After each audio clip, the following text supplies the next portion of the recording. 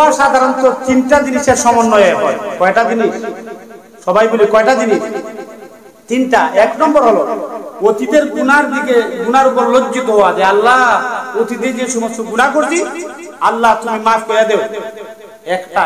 দুই নম্বর, ভবিষ্যতে আর কোনো গুনাহ করবেন না, এটা আল্লাহর কাছে ওয়াদা দেওয়া যে আল্লাহ ভবিষ্যতে আর কোনো গুনাহ করব না। তিন নম্বর, বর্তমানে গুনার সাথে সম্পৃক্ত থাকবেন না, এটা আল্লাহর কাছে ওয়াদাবদ্ধ। কয়টা হইল?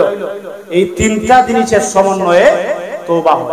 কিন্তু আমাদের সমাজের মানুষ এরা তওবা সাধারণ একটা জিনিস, এক মিনিটের ব্যাপার, ওইটারে তারা কঠিন বানায় ফেলে। মসজিদের হুজুরে আনো আইনা এরপরে রুমাল একটা লইয়া হুজুর তওবা করো, অসুবিধা নাই, এটা ছোট করে দেখা যাবে। আল্লাহর ওলি যদি হয়, ভালো একজন আলেম যদি হয়, মনে করেন যে তিনি আল্লাহর ওলি, তার কাছে বায়াত হওয়া দরকার, মুরিদ হওয়া দরকার শেষ পর্যায়ে। তাহলে মুরিদ হয়ে উনার কাছে ওয়াদা করেন যে আর চুরি করব না, ডাকাতি করব না, অন্যায় করব না, সুদ খাবো না, ঘুষ খাবো না, এরপরে জিনা ব্যভিচার করব না। এগুলা যদি উনার কাছে ওয়াদা করেন, সাক্ষী বানাইয়া তওবা করেন, তাহলে আল্লাহ উনার মাধ্যমে আপনার তওবাটা কবুল করবেন। এবার শুধু এইটা না, মনে করেন আরো কিছু জিনিস আছে। চুরি করছো, চুরি করার পরে আরেকজনের মোবাইল আনছো, 1 লক্ষ টাকা আনছো, 10,000 20,000, এখন এগুলা দেওয়ান লাগতো না? এগুলা হকুল ইবাদ। দুইটা হক, একটা হলো আল্লাহর হক, হকুল্লাহ, আল্লাহর হক আল্লাহ মাফ করবেন, কিন্তু হকুল ইবাদ, এই হুকুকুল ইবাদ যেটা বান্দার হক, বান্দার কাছ থেকে মাফ আনতে হবে। বুঝতে পারছেন? যেমন ধরেন রতন মামার কাছে আমি 800 টাকা পাই, রতন মামা যদি আমার কাছে মাফ না নেন, তাহলে কিয়ামতের ময়দানে রতন মামা কি ধরা পড়বে, ঠিক আছে না? এটা যে টাকা পায় তার কাছ থেকে মাফ আনতে হবে।